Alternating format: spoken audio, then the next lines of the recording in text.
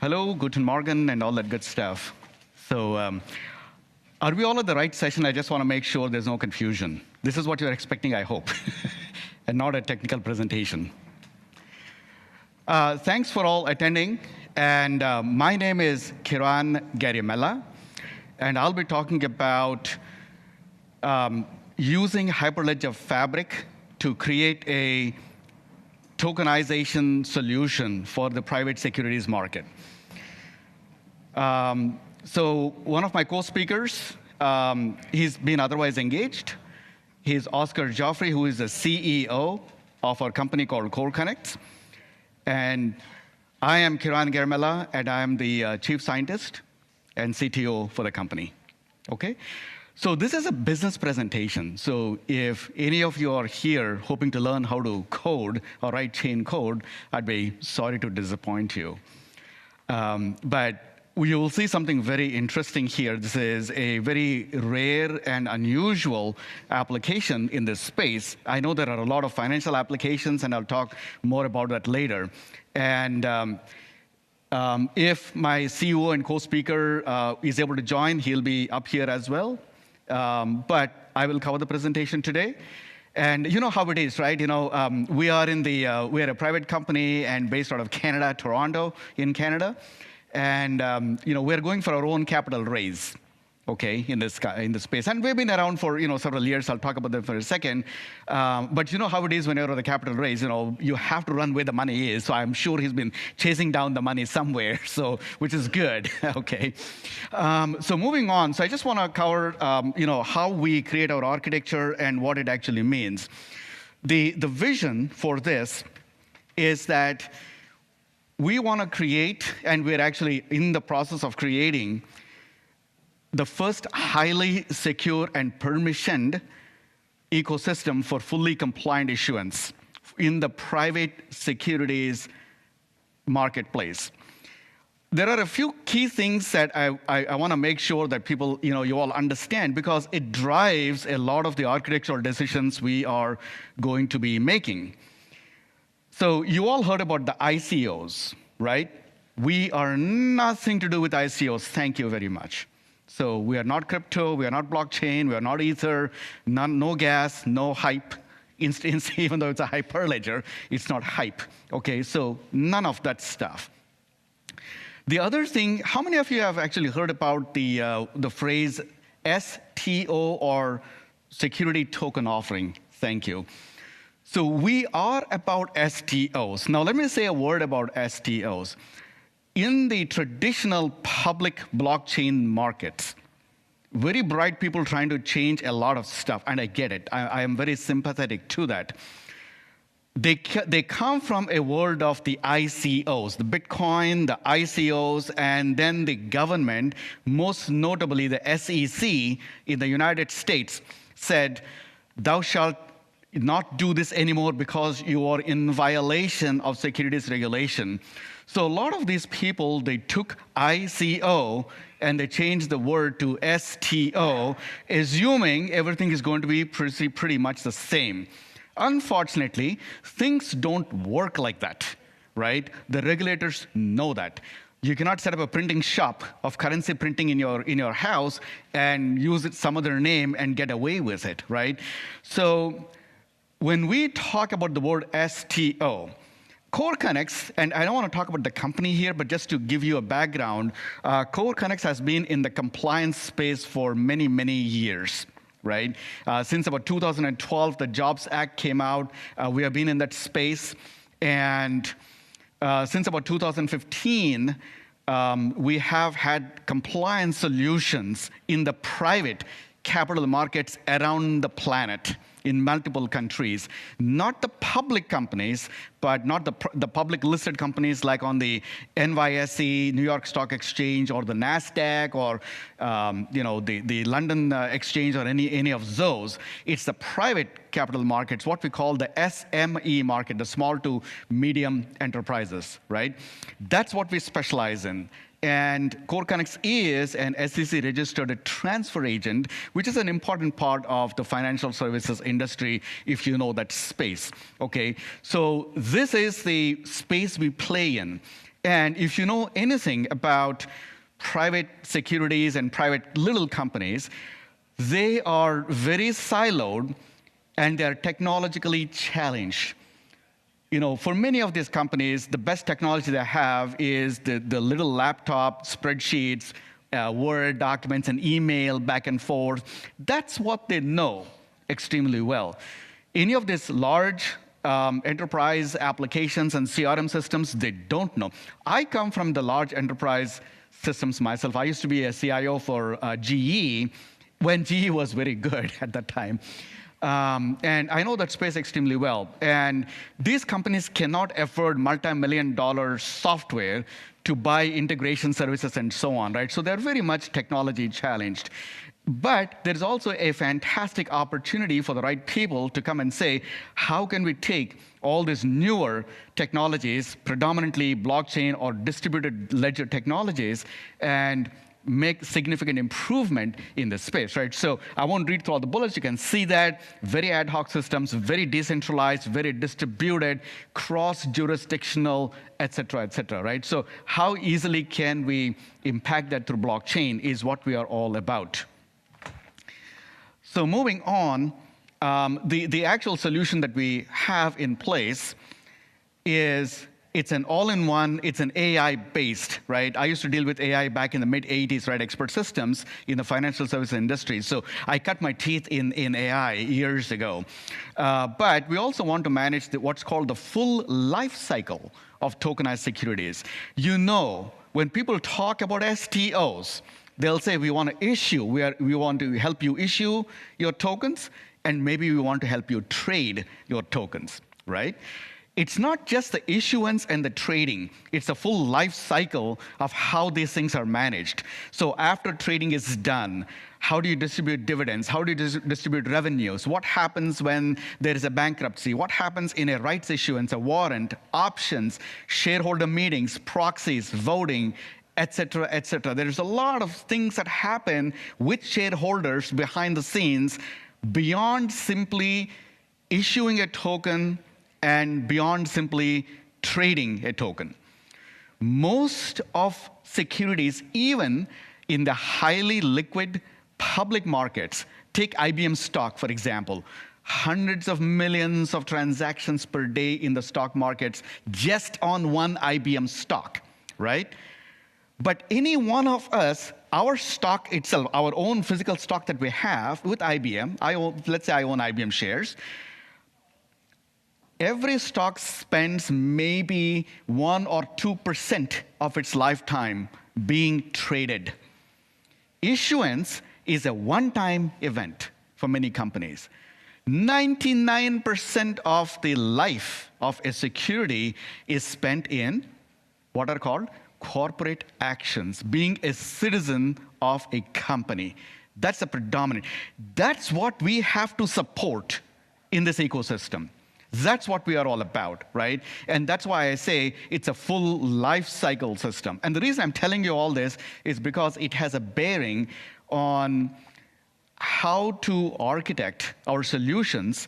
And many of us here are solution providers, right? We are in the space as technologists for us to understand how to serve that particular market much better. It's not simply, we issued our tokens, great, now go do whatever you want. Oh, you want to trade? Great, trade. Buy, sell, we are done. No, it does not work that simply. There's more to this than that, okay? Hope that makes sense.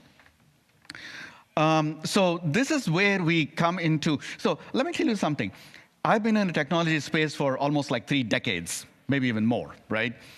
If there's one lesson that I've learned, it is that you do not take the latest shiny object technology and try to solve all problems with that, right? And as technologists, and right, many of us are technologists here, we know this, right? We get enamored with this. Oh, this is so cool, object-oriented technology. Oh, Corba, oh this, oh that, Java, and we try to do everything with that.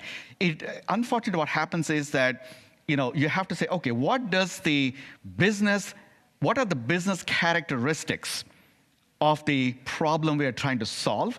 What does the ecosystem look like? And then how do you solve that problem, right? And so I tend to take a different approach. For me, when I look at blockchain, it's not a question of, I love Ethereum, that's the only thing I'm going to do. I love Bitcoin. No, I love Fabric. That's the only thing I'm going to do. No, that's not what it is all about. It is, does this solution fit my problem domain? That's how I tend to approach it, right? And so you can see that the business drivers are pretty heavy, right? It's very distributed, cross-jurisdictional, multiple regulations, multiple countries, privacy, private securities, right? Multiple operators, broker-dealers, alternative trading system, or what's called the secondary ATS operators. You've got legal firms, you've got marketing firms, you've got clients all over the place, right? You've got accredited investors, multiple regulations across the globe, right? You have to be able to deal. That's the situation we are facing. It is not peer-to-peer lending. It is more than that, right? And so we have to say, okay, fine, great. So what does that actually mean? The clients that come to us, we've got 55,000 clients on our accounts today. We have more than 55,000 clients today, right? All of them predominantly have not heard about blockchain, or if they've heard about blockchain, they don't care about it, right? The people that I talk to, the CEOs, the chief compliance officer, even their technology folks, right? They do not ask about, what cryptography do you use? Elliptic curve cryptography? No. They don't say, what consensus mechanism? PPFT? No, they don't ask me that. They'll say, are my funds going to be secure? Are my investors going to be protected? Hello? That's all I care about. And I have to answer that. I can't say, oh, I'm on some public blockchain with somebody in Nigeria who will authenticate our financial transactions of somebody in Germany, or somebody in Germany authenticate a transaction in Australia. It can't happen like that, guys.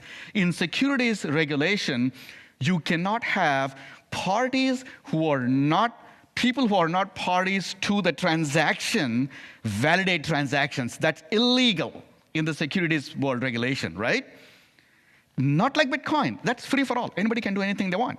Here, you cannot have that. So I have to assure my people that, yes, we can take care of that. Who is behind us? It's Hyperledger.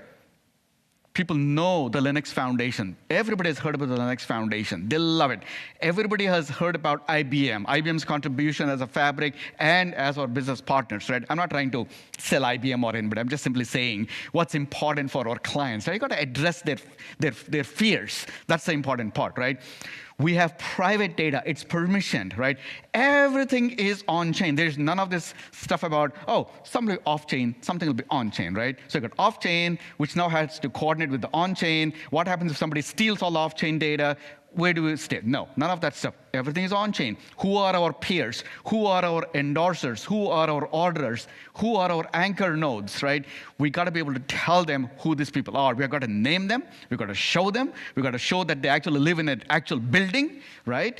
We got to show all this stuff, right? So the other part is, of course, legal recourse. Right? Legal recourse is very, very important. If I've lost my shares today in a public transaction, I have legal recourse. Right? I can go back and say, what happened? If I lose my money at the bank, if my credit card has been tampered with fraud, I can stop it, right? I can recover, right? You cannot do that in some of the public blockchains. I'm not slamming the public blockchains. They're great for many, many things. I love them. They're geniuses. I love these guys. But you have to address important fears and considerations in our securities world, okay? So what we have done is we have used Hyperledger Fabric after a lot of careful thought and consideration and said that is our foundational blockchain. That's our infrastructure. That's where we have to live, okay? So once we do that, we know it is enterprise class. It's been built from the ground up with financial services industry in mind. Right? It is not a general platform where you can build crypto kitties and everything else. It's very specific, Okay, so it's industrial strength, we know that. We know it's high performance. Performance is really not an issue at this stage in the game, but it's an important thing to keep in mind. Security, obviously, and you heard Brian today talk about the FIPS 140-2 level 4 security facilities that, we use IBM for that, of course, but people can use Amazon Cloud or whatever else they feel like even, the private clouds and stuff like that. But that level of security with, where are the keys stored and what is the recourse and recovery mechanisms, all those things are pretty important. And one of the things, I have a chart later that I'll show this to you. The ecosystem that we are part of is very, very important, right? And people say you have to judge a person by the friends and the crowd they run with, right? So we run with a very, very fantastic crowd, you guys, right?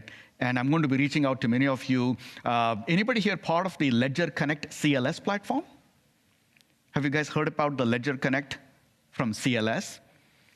You will hear about it. There are like several hundred banks as part of that ecosystem. It's all built on Hyperledger technologies, by the way. I think predominantly Fabric. But it's a huge clearance and settlement and trade financing platform by a bunch of different companies. It's like a consortium of a lot of people, right? Very, very credible banks, credible financial institutions, intermediaries, broker-dealers, and so on and so on.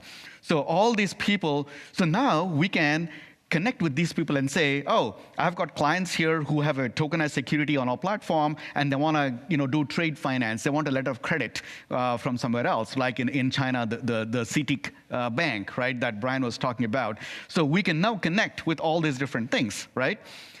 So that ecosystem, and it's our ability to come to our clients and say, it's not just us somewhere in Toronto, Canada. We have this whole ecosystem behind us. We have partnerships with them. We know who they are, very credible, and we have a way to provide more value for these private markets, right? And that's very important for many of our clients. Now, on top of that Hyperledger Fabric, we have our own distributed application, DApp. On top of that, it's called the Core Chain. We like the word core, so we use the word core for a lot of our branding.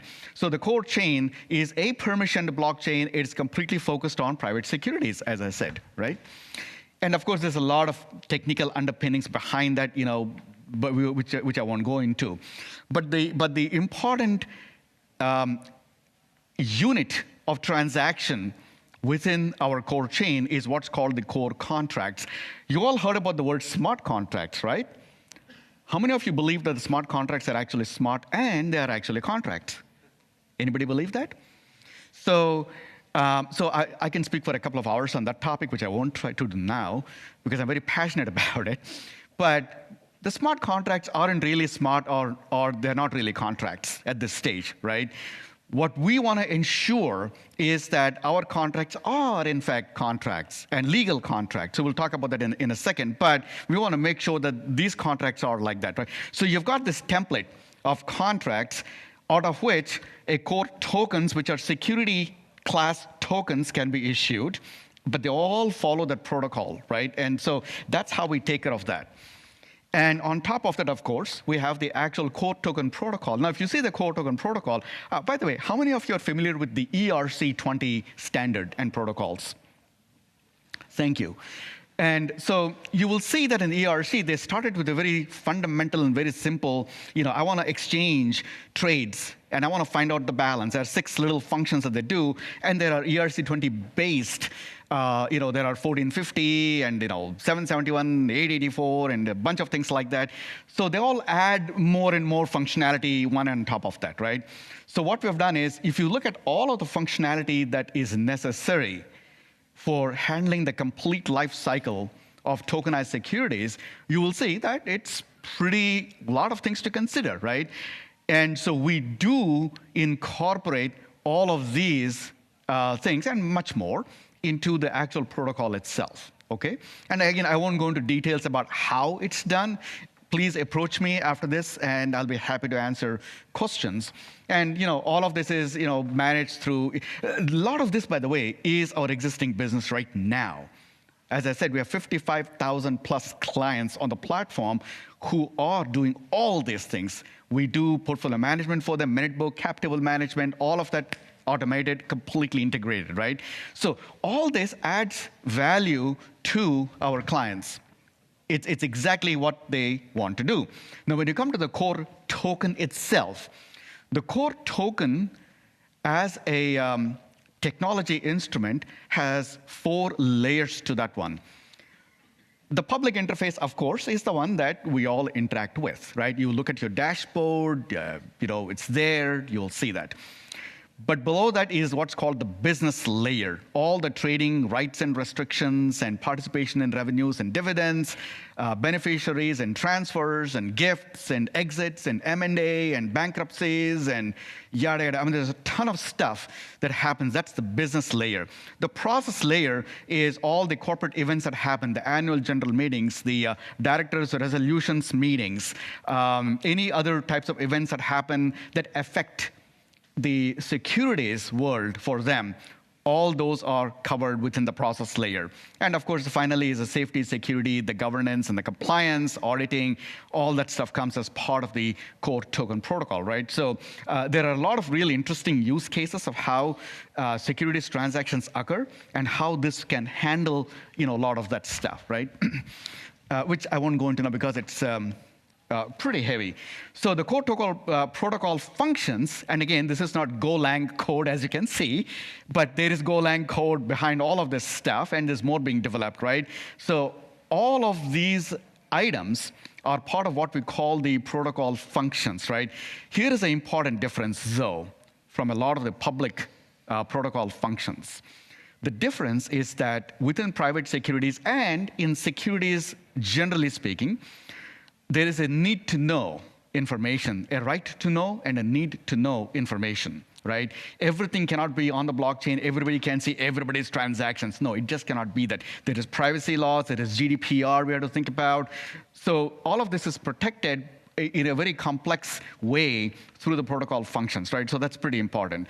So again, this is just to give you a flavor of what's out there. Now remember, I said there is a strong legal foundation. Our contracts are actually contracts, unlike the more trivial smart contracts, right? So there is a legal doctrine for contracts, right? Many people don't realize this. Years and years ago, I was studying to become a corporate secretary. Do you guys know what a corporate secretary is? Any of you? You ever heard that word? This is very popular in UK, in India, and some other countries. A corporate secretary is the sort of the chief of staff kingpin for a lot of the compliance activities that happen in the company, right? So they maintain the minute book, the cap tables, they maintain all these minutes, directors' resolutions. It's like the chief of staff. They control the meetings and a lot of things, right? So they're called the corporate secretary. And as part of corporate secretary, you have to know law. So I used to study contract law. Okay, so contracts have to fulfill what's called the legal doctrine for contracts. We cannot have a contract to kill somebody. It's illegal. That it does not constitute a legal contract, right? Contracts must have due consideration. It just can't be just me giving money to somebody. They have to give me back something, a product or a service. And it can't be just somebody giving me a product or service. I've got to pay them. It's called mutual consideration, right? That has to happen. Also, the parties must be of sound mind. They can't be minors, young kids, and they cannot be mentally handicapped people, for example. So they have to be of sound mind, right? So there are about 5 or 6 of such what is called legal contract doctrine that needs to be part. Now, you take that, and you go into what is called a permissionless open public blockchain and say, do I know who my counterparty is on a public blockchain, on a Bitcoin transaction? No, I don't. Have they given me any due consideration? There's no way of checking that, right? So the so-called contracts on an unverifiable public blockchain, technically they're beautiful, I love it. But from a business perspective, they don't meet the standard of a legal contract. That's what I was trying to tell you. And we have what are called Ricardian contracts. You have heard of it? What is called Ricardian contracts, by the way? It has nothing to do with David Ricardo, one of the economists. It stands for a system called Ricardo that somebody built way back. And basically the idea is that every contract that you have, you can actually digitize that and key tag that, meta tags, right? And you can store it. But you take that whole concept and say, now, wait a minute. What if I take that physical document contract, it's a PDF or a Word document, and I create the meta tags out of that one, and then I digitally sign and certify that, right? It's there, it's encrypted, it's hashed, so you can't go back and change it anymore, right? But that same data fields within that, anything that's extracted like that, becomes part of a executable contract in Golang, or in Solidity, or Node. It doesn't matter. Language doesn't matter. But you can create an executable out of that one, right? But every time it's executed, it always reverts back to the mothership, the main contract. So there is verifiability and connectivity between what is executed versus what's out there, right? And that's the whole reason you need to have Ricardian contracts. And that's what we have. All of our contracts and all of our tokens are Ricardian in nature, okay? Any questions on this one? I'm coming to the pretty much the end of my talk here. Remember I said the ecosystem is very important?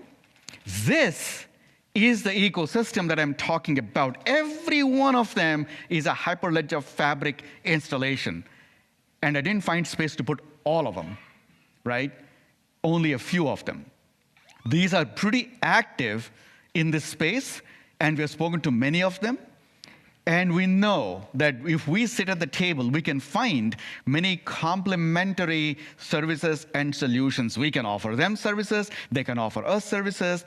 And now you come into this very interesting dynamic in the Hyperledger Fabric world of multiple channels, privacy, cryptography. How do you sign all these different things? Does everybody need to do we need PPFT, everything, the practical Byzantine fault tolerance consensus all the time? No, we don't, right?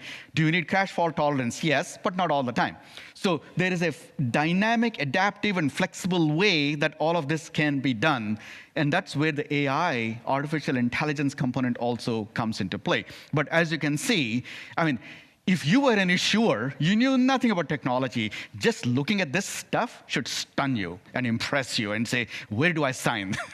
Okay, and that's the intent of showing this, because it is a very involved and dynamic community. So where we are at this stage is that it is a commercially available platform in the business today with over 55,000 clients, and now we are completing the automation of our core contracts. And me, personally, I'm getting into a lot of conversations with issuers and other clients across the globe, having one-on-one conversations and walking them through a very structured process of helping them understand what's involved in tokenizing their securities. And then, of course, the development team then will tokenize their securities for them.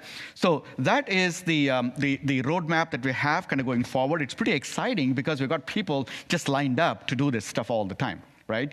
So with that, I'm going to conclude this. And hopefully, this has been very informative. And if there's one takeaway, I want to tell you that it's a very serious business.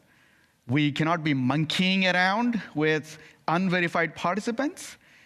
This is secure. At the end of the day, right? Investor protection is the most important thing. You guys are the investors, by the way, whether you know it or not.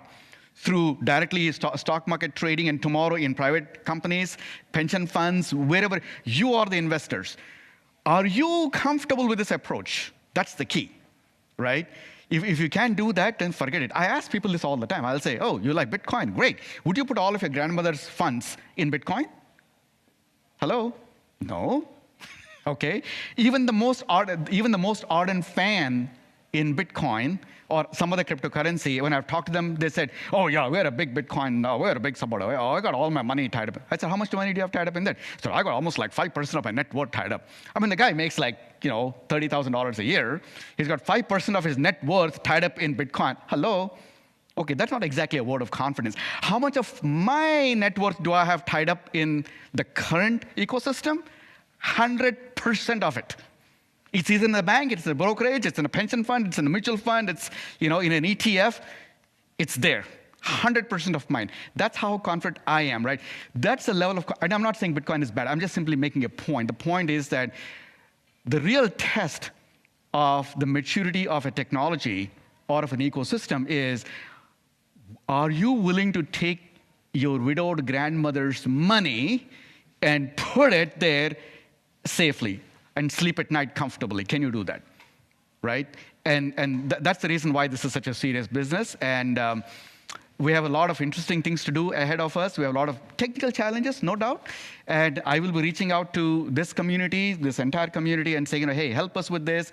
I'd love to hear your ideas. So with that, please connect with me. I'm on LinkedIn. Send me a note. I'd be happy to answer any questions.